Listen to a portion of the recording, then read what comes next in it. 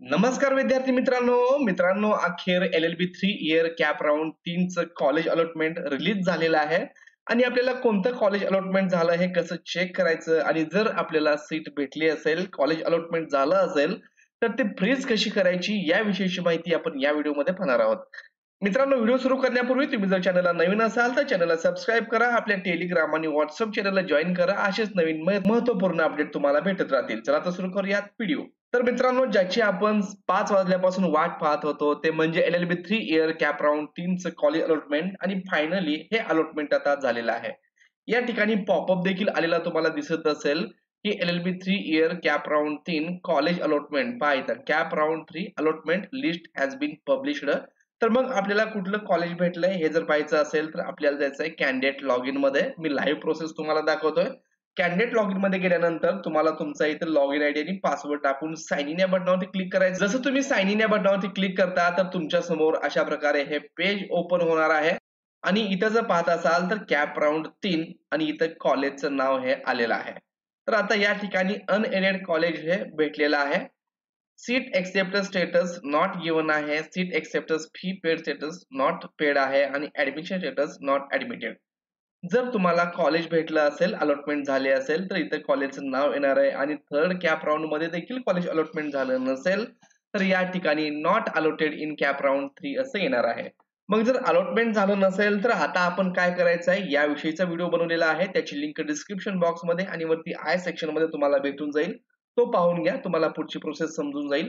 आणि आता ज्यांना कॉलेज अलॉटमेंट झालेला आहे त्यांनी काय करायचंय तर इथं सीट सेट एक्सेप्ट स्टेटस वरती क्लिक करायचंय. याच्यावरती क्लिक केल्यानंतर या ठिकाणी तुम्हाला काही सूचना असतील त्या सूचना एकदा वाचून घ्या आणि या ठिकाणी तुमची सर्व माहिती दिसणार आहे आणि आता फक्त तुम्हाला फ्रीजचं ऑप्शन आहे, बेटरमेंट ऑप्शन तुम्हाला या ठिकाणी दिसणार नाही.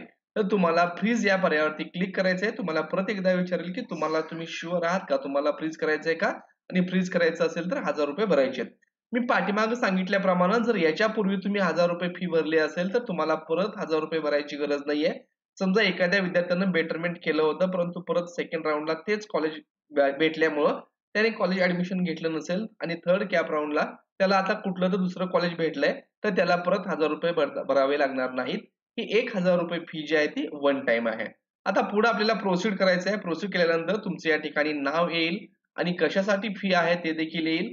तर प्रोसीड वरती परत क्लिक करायचं आहे. तुमचा मोबाईल नंबर या ठिकाणी दिसणार आहे.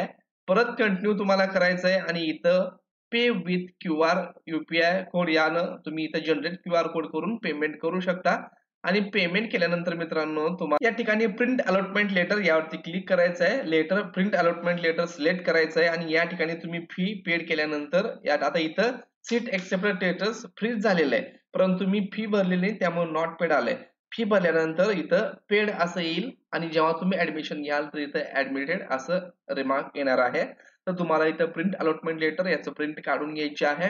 सीट एक्सेप्टेड स्टेटस त्याचं देखील तुम्हाला प्रिंट काढून घ्यायची आहे आणि सर्व डॉक्युमेंट घेऊन तुम्हाला कॉलेजमध्ये जाऊन ऍडमिशन घ्यायचं आहे.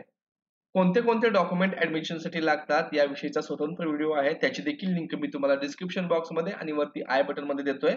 आता हे झालं इंडिव्हिज्युअल कॅन्डिडेटचं. पण जर मग आता आपल्याला कोणत्या इन्स्टिट्यूटमध्ये किती मार्काला मेरिट क्लोज झालंय हे जर पाहायचं असेल तर त्यासाठी आपल्याला जायचंय परत LLB 3 इयरच्या ऑफिशियल कॅप वेबसाईटला. पण ही जी प्रोसेस आहे मी परत परत सांगतोय, तुम्हाला लॅपटॉप किंवा पीसी वरती हा ऑप्शन दिसणार आहे. कॉलेज लिस्ट आणि चेक वॅकन्सी ऑब्लिक अलॉटमेंट. तर इथं इन्स्टिट्यूट वाईज अलॉटमेंट लिस्ट यावरती तुम्ही चेक करून क्लिक करून पुढे जे पेज येणार आहे त्याच्यामध्ये तुम्हाला राउंड थर्ड सिलेक्ट करून युनिव्हर्सिटीचं नाव टाकायचं आहे, कॉलेजचं नाव टाकायचं आहे. इथं राउंड 3 ऑटोमॅटिक आलेला आहे. इथं सिलेक्ट युनिव्हर्सिटी मध्ये तुम्ही या ठिकाणी सावित्रीबाई फुले पुणे युनिव्हर्सिटी वगैरे टाकू शकता.